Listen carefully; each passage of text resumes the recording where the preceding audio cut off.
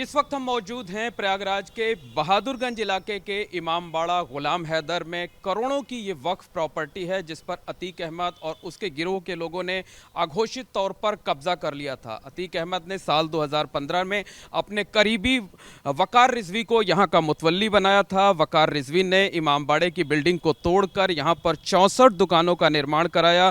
पूरा commercial complex यहाँ पर खड़ा कर दिया और एक एक दुकानें 50 से लेकर 70 लाख रुपए में बेची गई। और बिल्डिंग बनाने का ठेका अतीक अहमद के बेहद करीबी वर्धमान बिल्डर के संचालक राजीव जैन को दिया गया। राजीव जैन पहले लॉटरी का बिजनेस करता था, उसके बाद वो रियल एस्टेट के कारोबार में उतरा। अतीक अहमद का फाइनेंसर भी कहा जाता है और बड़ा बिल्डर है प्रयागराज का राजीव जैन, जो वर्धमान बिल्डर्स के नाम से उसने 64 दुकानों का निर्माण कराया। और जब शिकायत हुई योगी राज में तो 2021 में इस पर बुलडोजर चला और बुलडोजर चलाकर अवैध तरीके से बनाए गए इस कमर्शियल कॉम्प्लेक्स को बुलडोजर के जरिए जमींदोज किया गया। और ये जो आप सामने की तरफ इमामबाड़ा देख रहे हैं, इस प्रॉपर्टी को किसी तरीके से बचाया जा सका। बहरहाल इस मामले में शिया वक्फ बोर्ड के तत्कालीन चेयरमैन वसीम रिजवी समेत तमाम लोगों के खिलाफ मुकदमा दर्ज किया गया।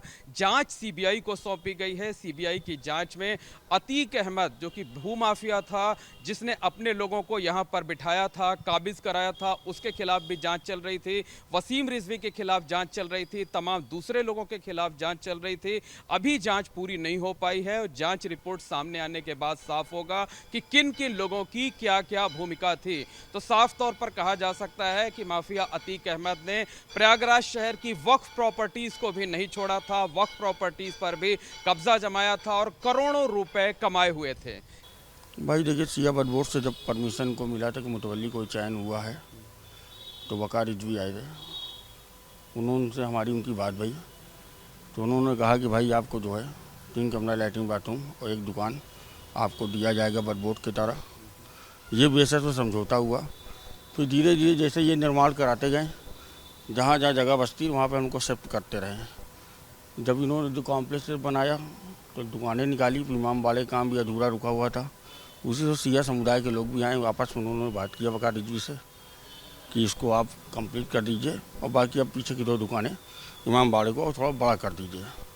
तो वकार रिजवी ने कहा ठीक है, इसको देखते अभी थोड़ा काम हो जाए। उसी पीरियड में आपस में क्या हुआ, समुदाय के बीच में नाराज़गी हुई कि दोनों लोगों ने धरना प्रदर्शन चालू हुआ समुदाय वाले लोगों का। उसी बेसिस में वक्फ बोर्ड द्वारा, जो प्रशासन द्वारा निर्माण को गिराया गया। और इस समय की हालत ये है कि जो सीबीआई जाँच हुई है और कोर्ट में पेंडिंग है केस, मैं चाहता हूँ कि पुनः सीबीआई जांच के आदेश आए। जो जैसे पुराने लोग थे, जैसे इमामबाड़ा था, उसको निर्माण कराया जाए। ये वक्फ बोर्ड की संपत्ति है, इसमें कोई भी तरह से गलत कार्य ना किया जाए। लगता है कि अकेले वकार रिजवी के ताकतवर थे, वो कर रहे थे, या उनके पीछे और भी लोग? भाई वक्फ बोर्ड से ये मुतवल्ली बने हैं और बिना परमिशन के तो ये आएंगे नहीं होंगे बनवाने। प्रशासन शासन सब थे, उसमें वसीम रिजवी चेयरमैन भी इनके साथ आए हुए थे। हाँ, चेयरमैन वसीम रिजवी चेयरमैन भी आए थे। उनसे भी लिखा पड़ी हुई थी हमारे लोगों की कि पुराने लोग को है, ये है, वो है, दिया जाएगा। उसके बाद क्या हुआ कि चेयरमैन की भी हटा पदवी, कई लोग आए भी, समुदाय के लोग भी आए। तो आपस में ये हुआ कि ये गलत तरीके से बनाया गया है। इसको सरकार से उन्होंने परमिशन लेके इसको ध्वस्त कराया गया। अब जो पुनः आदेश कोर्ट का आएगा, बिल्डर ने बनाया था, ये राजू जैन ने बनवाया था।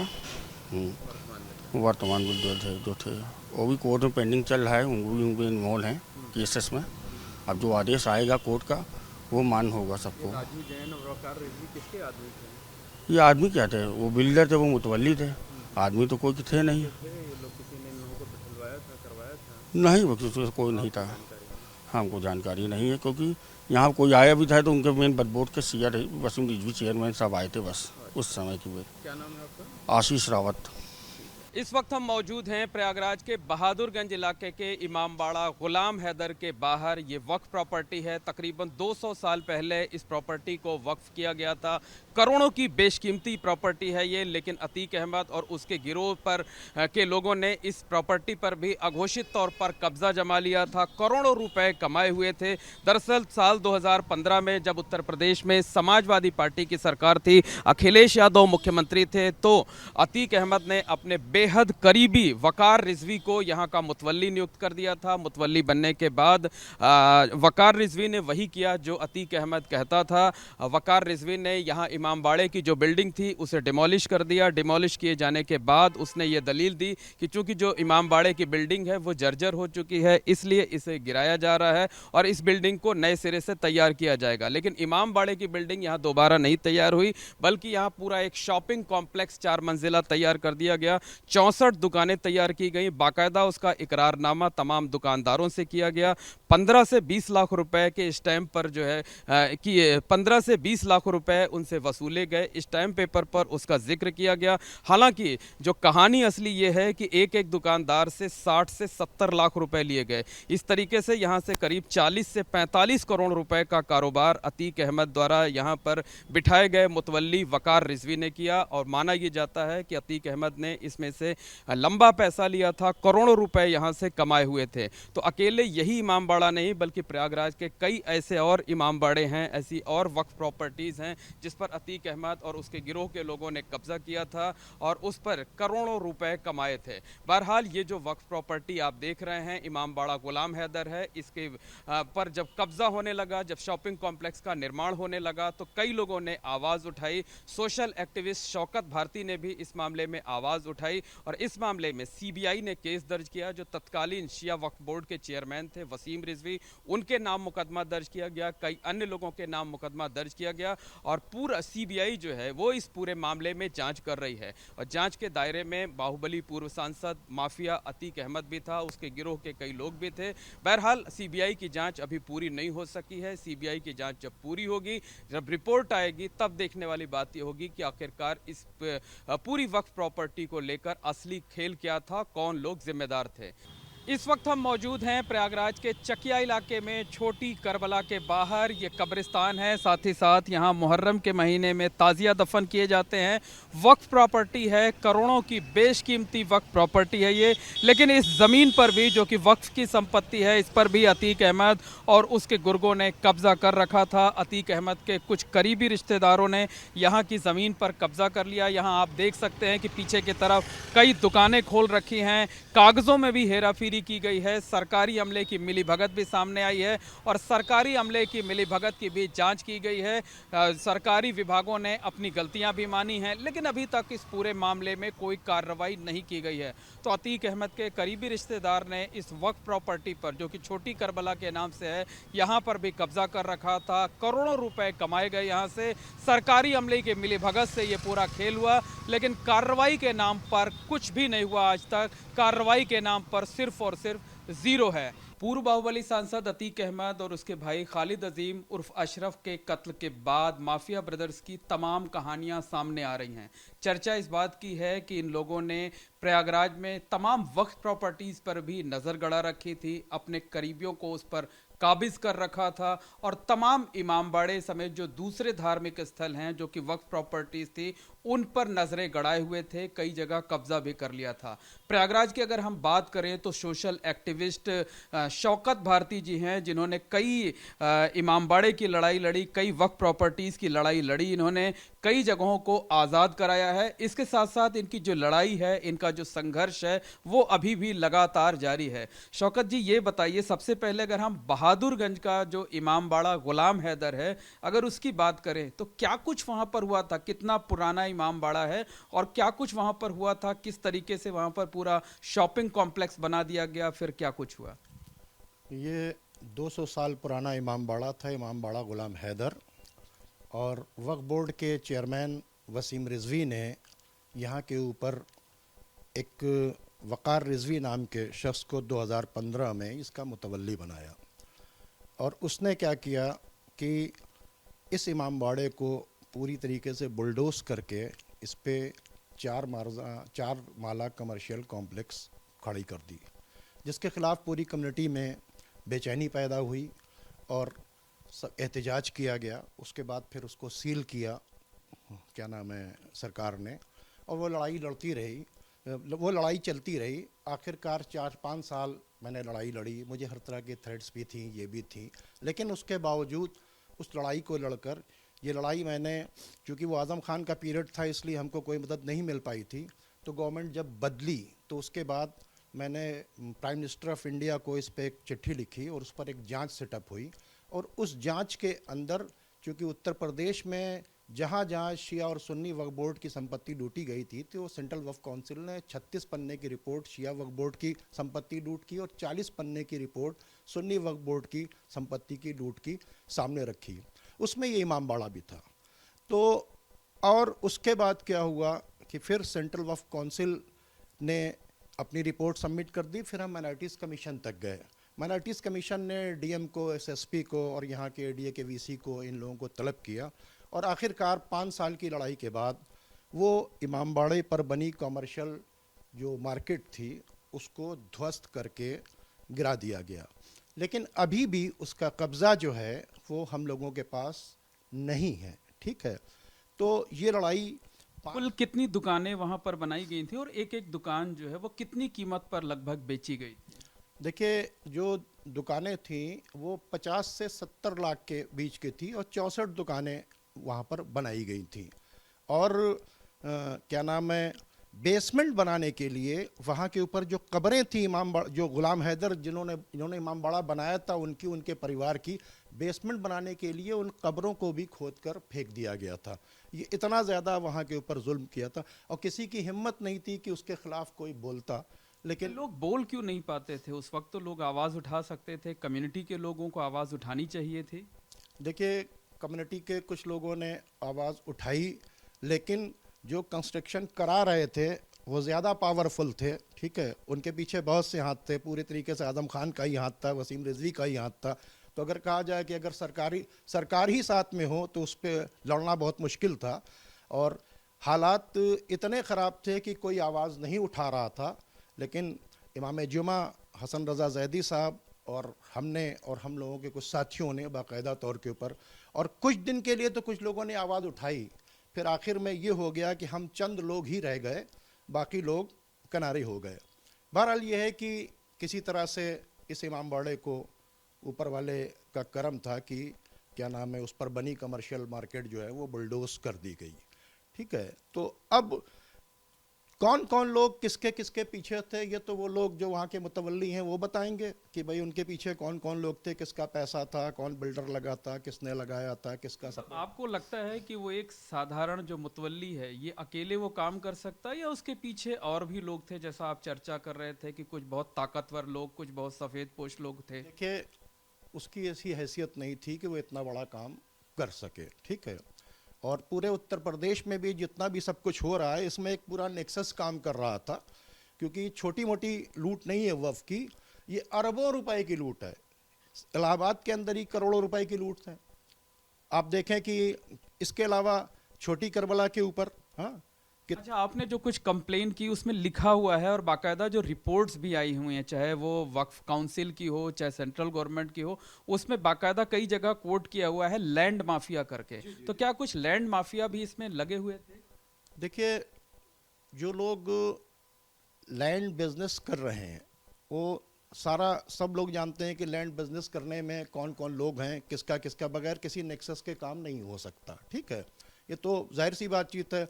हम जब किसी के लिए कंफर्म नहीं है तो हम किसी के बारे में क्यों, लेकिन हमने लिख दिया कि, और ये सही है कि आप इलाहाबाद को छोड़िए, आप मेरठ की प्रॉपर्टी उठा के देखिए, आगरा की उठा के देखिए, लखनऊ की उठा के देखिए, सहारनपुर की उठा के देखिए। मतलब जैसा प्रयागराज में हो रहा था वैसा उत्तर प्रदेश में तमाम प्रदेश में, पूरे उत्तर प्रदेश में मैंने बोला ना कि 36 पन्ने की रिपोर्ट शिया वक्फ बोर्ड की लूट की है और 40 पन्ने की, और ये मैंने नहीं, ये अच्छा, यहाँ पर जो कंस्ट्रक्शन हुआ था, जो शॉपिंग कॉम्प्लेक्स बनाया था, वो किसी बिल्डर ने काम किया था? यहाँ पर एक जैन बिल्डर थे, वर्धमान बिल्डर के नाम से हैं, जो इनके साथ मिलकर वकार रिजवी के साथ में काम कर रहे थे। और बाकी कौन कौन लोग थे तो वकार रिजवी खुद बताएंगे कि उनके साथ कौन कौन लोग थे, क्या कर रहे थे। ठीक है, तो ये काम हुआ। और बहरहाल ये है कि अब हमारी डिमांड ये है कि अच्छा, आपने जब ये लड़ाई लड़ी तो पीछे आपका कहना है कि तमाम ताकतवर लोग थे, अभी भी आप नाम नहीं लेना चाहते, कोई बात नहीं, लेकिन क्या उस वक्त आपको धमकियां दी गई, क्या कुछ हुआ था आपके साथ? देखिए, बहुत सी थ्रेट्स आती रहीं, ठीक है, और थ्रेट्स ही नहीं, इसके बाद मेरे ऊपर अटैक भी हुआ, क्योंकि इसके बाद भी जो और प्रॉपर्टीज़ कब्जा हो रही थी, ये यहाँ के ऊपर कोतवाली के करीब की प्रॉपर्टी कब्जा हो रही थी, छोटी करबला कब्जा हो रही थी। तो अब जब मैं वक्फ लैंड की आवाज़ उठा रहा हूँ तो जाहिर सी बातचीत है, जिन लोगों का इंटरेस्ट किल हो रहा है वो किसी ना किसी तरीके से हमारे दुश्मन है। तो ये धमकी वकार रिजवी की तरफ से मिल रही थी या उनके पीछे जो लोग थे उनकी तरफ से मिल रही थी? देखिए, ऐसा है कि बहुत से लोग थे और उसके सिलसिले में क्या कहा जाए, लेकिन ये कि ये तो इंटेलिजेंस रिपोर्ट भी है, क्योंकि जो मैंने सिक्योरिटी के अंदर एप्लीकेशन डाली ही, उसमें जो हमारी सारी रिपोर्ट्स हैं उसके अंदर यही है कि इनको थ्रेट है। थ्रेट के मतलब क्या है?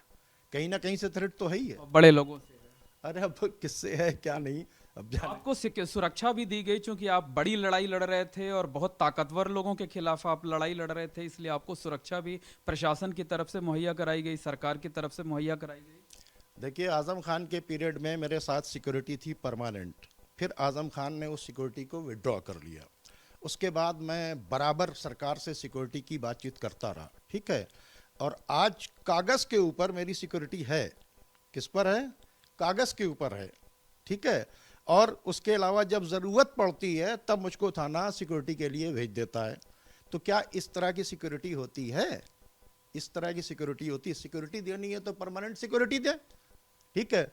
अभी कल कुछ हो जाए तो कहेंगे मैंने तो कागज़ के ऊपर कह रखा था कि थाने वालों को कि पूरी तरीके से केयर करते रहें। लड़ाई अभी भी चल रही है, अभी ख़त्म नहीं हुई लड़ाई, करोड़ों रुपए की लड़ाई है।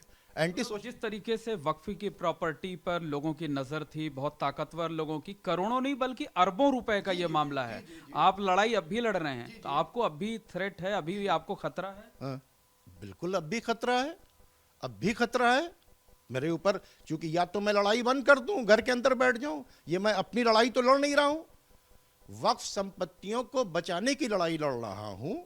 तो जाहिर सी बातचीत है, अभी भी कितनी लड़ाई भाई, छोटी करबला को वकेट कराने। ये छोटी करबला का क्या मामला, बहुत संक्षेप में बताइएगा। छोटी करबला में एक जगह थी जिसको बाकायदा तौर के ऊपर कब्जा करके उस पर नगर महापालिका में अपना नाम चढ़वा लिया गया। तो शिया वक्फ बोर्ड ने और बाकायदा तौर के ऊपर चीफ सेक्रेटरी ने डीएम साहब को 1 साल पहले लिखा कि इसको हटाया जाए, और वहाँ से सब कुछ साबित हो गया है कि ये अवैध निर्माण है, अवैध कब्जा है, लेकिन अवैध कब्जा नहीं हटाया गया। हालात ये हो गए हैं कि सिटी मजिस्ट्रेट साहब ने किन लोगों ने कब्जा किया वहां पर, और उस जो जिस जमीन पर छोटी करबला की कब्जा किया गया उसकी वैल्यू क्या है? वहाँ की ज़मीन की वैल्यू कम से कम 50 करोड़ रुपए है, और वहाँ की जो कमेटी है जो बनी है, छोटी करबला की जो कमेटी है, बाकायदा तौर के ऊपर उसने लिखकर डीएम को दिया है, बाकायदा तौर के ऊपर वक्फ बोर्ड के चेयरमैन ने उस इंक्रोचमेंट को हटवाने के ऑर्डर्स किए हैं। वो कमेटी बड़ी लड़ाई लड़ी है, उसने नगर महापालिका से जहां नाम चढ़ गया था, ये लोग करते क्या है, नगर महापालिका में नाम चढ़वाते हैं, तहसील में नाम चढ़वाते हैं, ये एक नेक्सस है जो काम कर रहा है। इस नेक्सस को इलाहाबाद में ही नहीं पूरे उत्तर प्रदेश में तोड़ना पड़ेगा कि ये कौन सा नेक्सस है जो मिलकर इस तरह के काम को कर रहा है। अच्छा, एक इमामबाड़ा सुंदरिया का भी मामला है। इमामबाड़ा सुंदरिया का मामला ये है कि इस इमामबाड़े को भी बाकायदा तौर के ऊपर इसका नाम कटवाने के बाद नाम अपना चढ़वा लिया गया, और सिटी मजिस्ट्रेट साहब ने 3 रिमाइंडर नगर महापालिका को भेजे हैं कि ये बताइए कि श्रीमती सुंदरिया का इमामबाड़ा कट के दूसरे का नाम चढ़ा कैसे। लेकिन 3 रिमाइंडर देने के बाद आज मेरे ख्याल से 7 महीने हो गए हैं, आज तक नगर महापालिका ने जवाब तक नहीं दिया। अच्छा, एक चीज और बताइए कि ये जो इमामबाड़ा गुलाम हैदर है, वहां पर जो कॉम्प्लेक्स बनाया गया, जो मुतवल्ली थे, क्या उनकी नियुक्ति जो है वो नियम के मुताबिक हुई थी? नियम के मुताबिक ना नियुक्ति की थी वसीम रिजवी ने, क्योंकि वसीम रिजवी के वो लोग बहुत क्लोज थे, ठीक है, इसलिए उसने अपॉइंट कर दिया था। और मनमाने तरीके से नियुक्ति की गई थी। तो साफ तौर पर समझा जा सकता है कि प्रयागराज में तमाम लोगों की नजरें वक्फ प्रॉपर्टीज पर थी, वक्फ प्रॉपर्टीज पर कब्जा किया गया था और करोड़ों का नहीं बल्कि अरबों का खेल हुआ था। अब जब जांच एजेंसियां जांच कर रही हैं तो जांच में यह साफ हो सकता है कि आखिरकार कौन कौन लोग शामिल थे, उनकी क्या भूमिका थी।